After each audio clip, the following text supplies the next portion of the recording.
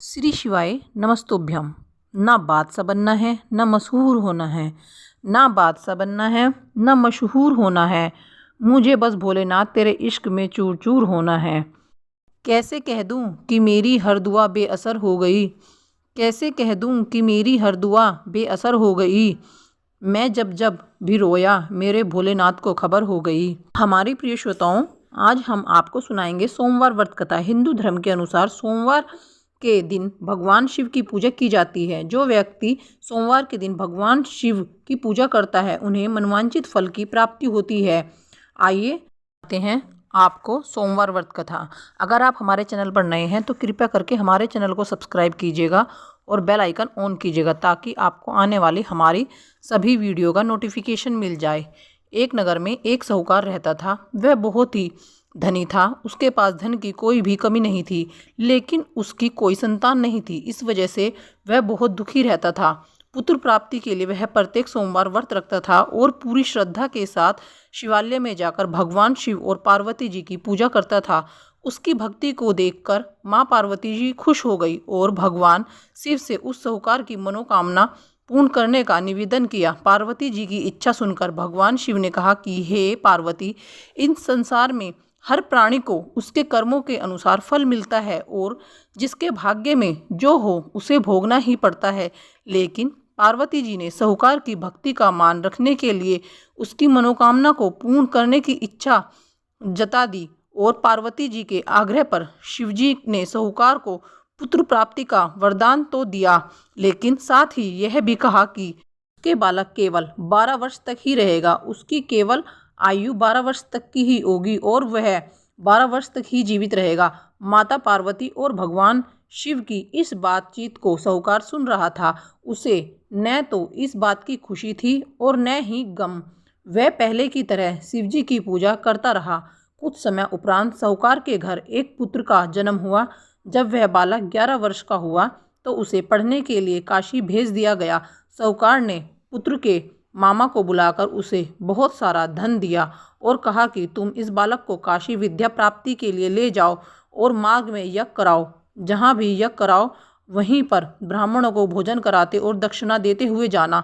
दोनों मामा भांजे इसी तरह यज्ञ कराते और ब्राह्मणों को दान दक्षिणा देते हुए काशी की ओर चल पड़े। रास्ते में एक नगर पड़ा जहाँ नगर के राजा की कन्या का विवाह था, लेकिन जिस राजकुमार से उसका विवाह होने वाला था वह एक आंख से काना था।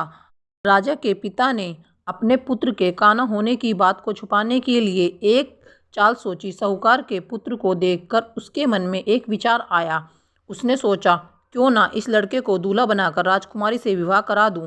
विवाह के बाद इसको धन देकर विदा कर दूंगा और राजकुमारी को अपने नगर ले जाऊंगा। लड़के को दूल्हे का वस्त्र पहना कर राजकुमारी से विवाह कर दिया गया। लेकिन साहूकार का पुत्र एक ईमानदार शख्स था। उसे यह बात न्याय संगत नहीं लगी। उसने अवसर पाकर राजकुमारी की चुन्नी के पल्ले पर लिख दिया कि तुम्हारा विवाह मेरे साथ हुआ है, लेकिन जिस राजकुमार के संग तुम्हें भेजा जाएगा वह एक आंख से काना है। मैं तो काशी पढ़ने जा रहा हूँ। जब राजकुमारी ने चुन्नी पर लिखी बातें पढ़ी तो उसने अपने माता पिता को यह बात बताई। राजा ने अपनी पुत्री को विदा नहीं किया, जिससे बारात वापस चली गई। दूसरी ओर साहूकार का लड़का और उसका मामा काशी पहुँचे और वहाँ जाकर उन्होंने यज्ञ किया।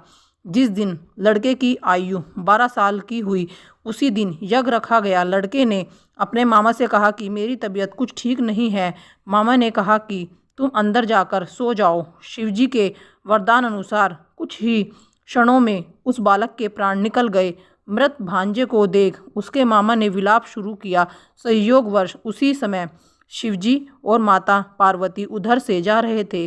पार्वती ने भगवान से कहा, प्राणनाथ, मुझे इसके रोने का स्वर सहन नहीं हो रहा है। आप इस व्यक्ति के कष्ट को अवश्य दूर करें। जब शिवजी मृत बालक के समीप गए वह बोले कि यह उसी साहूकार का पुत्र है जिसे मैंने 12 वर्ष की आयु का वरदान दिया।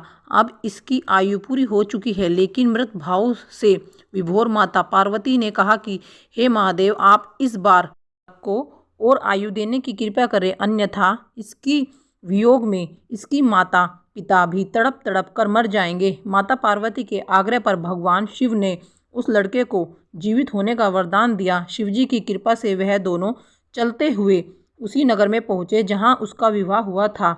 उस नगर में भी उन्होंने यज्ञ का आयोजन किया हुआ था। उस लड़के के ससुर ने उसे पहचान लिया और महल में ले जाकर उसकी आवभगत की और अपनी पुत्री को विदा किया।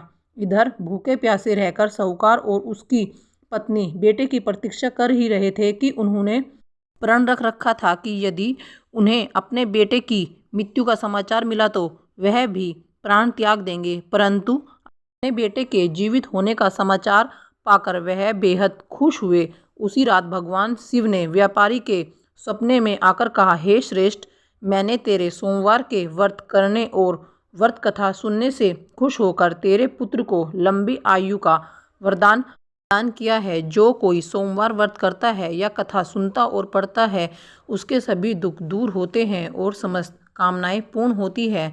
सोमवार व्रत भगवान शिव को समर्पित है। त्रिदेवों में एक माने जाने वाले भगवान शिव को खुश करने के लिए हिंदू धर्म में सोमवार व्रत का विधान माना जाता है। सोमवार का व्रत पूरे विधि विधान के साथ करने से सारी मन इच्छाएं पूर्ण होती हैं। एक बार भोलेनाथ और माता पार्वती जी मृत्युलोक में भ्रमण करने पधारे। दोनों विदर्भ देश में अमरावती नाम की सुंदर नगरी में जा पहुँचे। यह नगरी सभी प्रकार के सुखों से भरपूर थी। वहाँ बहुत सुंदर सुंदर शिवजी के मंदिर भी थे। भगवान शंकर देवी पार्वती जी के साथ उन्हीं में से एक मंदिर में निवास करने लगे।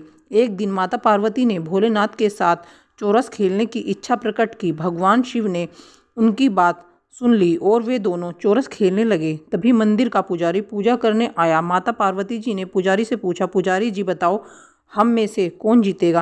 पुजारी जी ने कहा, महादेव जी जीतेंगे। थोड़ी ही देर बाद खेल समाप्त हुआ तो विजय देवी पार्वती की हुई। माता पार्वती जी ने पुजारी जी से पूछा, बताओ पुजारी जी, हम में से विजय किसकी हुई? तब पुजारी जी ने महादेव को ही विजय होने की बात बताई। यह सुनकर देवी पार्वती जी को पुजारी पर क्रोध आया और उन्हें कोढ़ी होने का श्राप दे दिया। कोढ़ से ग्रस्त पुजारी बहुत दुखी रहने लगे। एक दिन देवलोक की अप्सरा भगवान शिव की पूजा करने के लिए उस शिव मंदिर में आई। पुजारी जी की कोढ़ की अवस्था देखकर दया भाव से पूछताछ करने लगी। तब पुजारी जी ने सारी बात अप्सरा को बता दी। उनमें से एक अप्सरा बोली, आप सभी व्रतों में श्रेष्ठ 16 सोमवार के व्रत करो। इससे शिवजी प्रसन्न होंगे और वे तुम्हारे कष्ट अवश्य दूर कर देंगे। पुजारी जी ने इस व्रत की विधि पूछी। तब अप्सराओं ने बताया, सोमवार के दिन व्रत रखो, स्वच्छ वस्त्र धारण करो और संध्या और उपासना के बाद आधा किलो गेहूं का आटा लेकर इसके 3 भाग कर लो। घी, गुड़, दीप, नावेद, पुंगी फल, बेलपत्र, जनेऊ, जोड़ा, चंदन, अक्षत और पुष्प आदि से प्रदोष काल में भगवान शंकर का पूजन करो। 3 भागों में से 1 भाग शिवजी को अर्पण करो, बाकी 2 भाग शिवजी के प्रसाद के रूप में उपस्थित जन को बांट दो। खुद भी प्रसाद ग्रहण करो। इस तरह 16 सोमवार व्रत करो। 17वें सोमवार को पाव भर की पवित्र आटे की बाटी बनाओ, उसमें घी और गुड़ मिलाकर चूरमा बनाओ, शिवजी को भोग लगाकर उपस्थित भक्तों में बांट दो। इसके बाद परिवार सहित प्रसाद ग्रहण करो तो इससे सभी मनोरथ पूर्ण हो जाते हैं। इस बात बताकर अप्सराएं चली गई। पुजारी जी ने अप्सराओं की बात विधि अनुसार 16 सोमवार के व्रत किए, जिसके पुण्य प्रताप से भगवान शिव की कृपा और माता पार्वती की दया से पुजारी जी को मुक्ति मिल गई और आनंद से रहने लगे। कुछ समय के बाद भगवान शिव और देवी पार्वती जी वापस उसी मंदिर में आए। देवी पार्वती ने पुजारी जी को निरोगी देखकर कारण पूछा तो पुजारी जी ने 16 सोमवार व्रत की महिमा बताई। पार्वती जी खुद भी 16 सोमवार व्रत रखने के लिए तैयार हो गई और इस व्रत को करने से उनके रूठे हुए पुत्र कार्तिकेय जी देवी पार्वती जी के आज्ञाकारी हो गए। कार्तिकेय जी ने जब माता से पूछा कि माता, आपने ऐसा क्या किया जिससे मेरा हृदय परिवर्तन हो गया, तब देवी पार्वती ने 16 सोमवार की कथा उन्हें सुना दी। कार्तिकेय जी ने अपने विशेष मित्र से जो कहीं खो गया था उससे मिलने की कामना में 16 सोमवार के व्रत किए तो उनका खोया हुआ मित्र उन्हें जल्दी मिल गया। मित्र के इस आकस्मिक मिलन का कारण पूछा तो कार्तिकेय जी ने उसे 16 सोमवार का व्रत करना बताया। मित्र ने व्रत की विधि विधान पूछा और स्वयं के विवाह की मनोकामना से 16 सोमवार के व्रत धारण किए। इसके बाद कार्तिकेय जी का मित्र एक स्वयंवर सभा में गया तो वहाँ की राजकुमारी ने आकर्षित होकर उसके गले में वरमाला डाल दी और उसे अपना पति स्वीकार कर लिया। तब राजा ने बहुत सारा धन और सामान देकर उसको भेजा। अब वे दोनों सुख से रहने लगे। जब 16 सोमवार के व्रत का उसकी पत्नी को पता लगा तो उसने पुत्र प्राप्ति की कामना से 16 सोमवार के व्रत किए। उसके कुछ समय बाद एक अति सुंदर, सुशील और बुद्धिमान पुत्र प्राप्त हुआ। जब वह बड़ा हुआ तो उसने अपनी माँ से 16 सोमवार के व्रत की गाथा सुनी। तब उसने भी राज्याधिकार प्राप्त करने के लिए 16 सोमवार के व्रत शुरू कर दिए। एक राजा को अपनी कन्या के लिए योग्य पुरुष की खोज थी। राजा ने अपनी कन्या का विवाह उस स्वर्ण संपन्न पुरुष से कर दिया। राजा के कोई पुत्र नहीं था तो उसने अपने दामाद की योग्यता देखकर उसे राजा बना दिया। राजा बनने के बाद भी वह 16 सोमवार के व्रत करता। 7वां सोमवार आने पर उसने अपनी पत्नी से शिवजी की पूजा के लिए मंदिर चलने को कहा तो उसने दासियों से कहकर पूजा की सामग्री तो भिजवा दी, लेकिन खुद नहीं गई।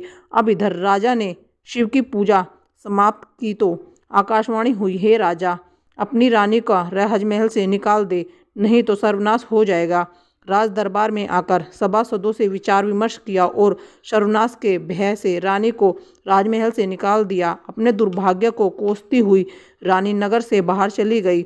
दुखी मन से चलते हुए वह एक गांव में जा पहुंची। वहां पर एक बूढ़ी माई थी जो सूत बेचा करती थी। बूढ़ी माई ने दया करके रानी को अपने साथ सूत बेचने के लिए रख दिया। जब से रानी का साथ रखा, बूढ़ी माई का तो सूत बिकना ही बंद हो गया। बूढ़ी माई ने रानी से वहां से जाने को कह दिया। अब रानी एक तेली के यहाँ काम कर मांगने गई। उसी समय तेली के मटके चटक गए, सारा तेल बह गया। तेली ने भी उसे वहां से भगा दिया। दुखी होकर रानी एक नदी के पास गई तो नदी का सारा पानी सूख गया। वह एक पेड़ के नीचे बैठी तो पेड़ के सारे पत्ते सूख कर गिर गए। आसपास के लोगों ने जब यह सब कुछ देखा तो उसे पकड़कर मंदिर के पुजारी गोसाई जी के पास ले गए। गोसाई जी देखते ही जान गए कि यह कोई विधि की मारी कुलीन स्त्री है। गोसाई जी ने रानी से कहा कि वह उनके आश्रम में उनकी पुत्री की तरह रह सकती है। अब रानी आश्रम में रहने लगी। रानी भोजन बनाती थी तो उसमें कीड़े पड़ जाते थे। पानी भरकर लाती तो वह गंदा हो जाता था। अब तो गोसाई जी ने एक दिन दुखी होकर उससे पूछा कि बेटी, तुम्हारी यह दशा कैसे हुई? यह किस देवता का कोप है? तब रानी ने शिव की पूजा में न जाने वाली बात गोसाई जी को बताई तो गोसाई जी बोले, पुत्री, तुम 16 सोमवार के व्रत करो, इससे तुम अपने सभी कष्टों से मुक्ति पा सकती हो। गोसाई जी की बात मानकर रानी ने 16 सोमवार के व्रत किए। 17वें सोमवार के दिन विधि विधान से शिवजी की पूजा भी की। पूजन के प्रभाव से राजा को इधर महल में रानी की याद सताने लगी और रानी को ढूंढने के लिए उसने चारों दिशाओं में अपने दूत भेज दिए। रानी की खोज में घूमते घूमते दूत गोसाई जी के आश्रम में भी पहुंच गए। राजा को खबर लगी तो राजा रानी को ले जाने आश्रम पहुंच गए। गोसाई जी ने बोला, यह मेरी पुत्री है। उधर राजन बोले कि यह मेरी पत्नी है। शिवजी के क्रोध के कारण मैंने इसे महल से निकाल दिया था। अब जब शिवजी का प्रकोप शांत हो चुका है तो इसे मेरे साथ जाने की आज्ञा दीजिए। गोसाई जी ने रानी को राजा के साथ जाने की आज्ञा दे दी। रानी बहुत प्रसन्न हुई। राजा और रानी के आने की खुशी में नगरवासियों ने खूब सजावट की, मंगल गीत गाए, पंडितों ने मंत्र आदि गाकर स्वागत किया। इस तरह धूमधाम से रानी का महल में प्रवेश हुआ। राजा ने ब्राह्मणों को दान आदि दिए, याचकों को धन धान्य दिया, जगह जगह भूखे लोगों को भोजन खिलाने के लिए भंडारे खुलवाए। राजा रानी 16 सोमवार के व्रत करते हुए शिवजी का विधि विधान से पूजन करते हुए सुखपूर्वक लंबे समय तक जीवन बिताने के बाद शिवलोक को पधार गए। इस प्रकार जो भी मनुष्य मन, वचन और कर्म से भक्ति भाव से 16 सोमवार के व्रत और पूजन विधि विधान से करता है, कथा का श्रवण करता है, वह सभी सुखों को प्राप्त करके अंत में शिवलोक को गमन करता है और यह व्रत सभी मनोरथ पूर्ण करने वाला है। आज की कथा यहाँ पर संपन्न होती है। आरती शिव की। ओम जय शिव ओमकारा, हरि जय शिव ओमकारा, ओम जय शिव ओमकारा, हरि जय शिव ओमकारा। ब्रह्मा विष्णु सदा शिव अर्धांगिनी धारा। ओम जय शिव ओमकारा। एकानन चतुरानन पांचानन साजे, प्रभु पांचानन राजे। हर्षानन गरुड़ासन वृषवाहन साजे। ओम जय शिव ओमकारा। दो भुज चार चतुर्दश, दस भुज ते सोहे, प्रभु दस भुज ते सोहे। तीनों रूप निरखता त्रिभुवन मोहे। ओम जय शिव ओमकारा। श्वेतांबर पीतांबर बागांबर अंगे, प्रभु बागांबर अंगे। सनकादिक ब्रह्मादिक भूतादिक संगे। ओम जय शिव ओमकारा। अक्षमाला बनमाला मुंडमाला धारी, प्रभु मुंडमाला धारी। चंदन मृग मद शोहे, भोले शुभकारी। ओम जय शिव ओमकारा। कर के मध्य कमंडल चक्र त्रिशूल धरता, प्रभु चक्र त्रिशूल धरता। जग करता जग हरता, जग पालन करता। ओम जय शिव ओमकारा। 64 योग्य ने गावत नित्य करत भैरो, प्रभु नित्य करत भैरो। बाजत ताल मृदंगा, बाजत ताल मृदंगा, और बाजत डमरू। ओम जय शिव ओमकारा। लक्ष्मी वर सावत्री श्री पार्वती संगे, प्रभु श्री पार्वती संगे। अर्धांगिनी गायत्री श्री सोहे गंगे। ओम जय शिव ओमकारा। काशी में विश्वनाथ विराज, नंदी ब्रह्मचारी, प्रभु नंदी ब्रह्मचारी। नित उठ भोग लगावे, महिमा अति प्यारी। ओम जय शिव ओमकारा। ब्रह्मा विष्णु सदा जानत अविवेका, प्रभु जानत अविवेका। प्राण अक्षर के मध्य ये तीनों एका।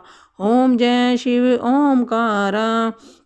त्रिगुण स्वामी जी की आरती जो कोई नर वे, प्रभु प्रेम सहित गावे। कहते शिवानंद स्वामी, कहते हरा हर स्वामी, मनवांछित फल पावे। ओम जय शिव ओमकारा। आज की यहाँ पर आरती संपन्न होती है। अगर आप हमारे चैनल पर नए हैं तो कृपया करके हमारे चैनल को सब्सक्राइब कीजिएगा और बेल आइकन ऑन कीजिएगा, ताकि आपको आने वाली हमारी सभी वीडियो का नोटिफिकेशन मिल जाए। और कमेंट्स बॉक्स में श्री शिवाय नमस्तुभ्यम जरूर लिखिएगा। धन्यवाद।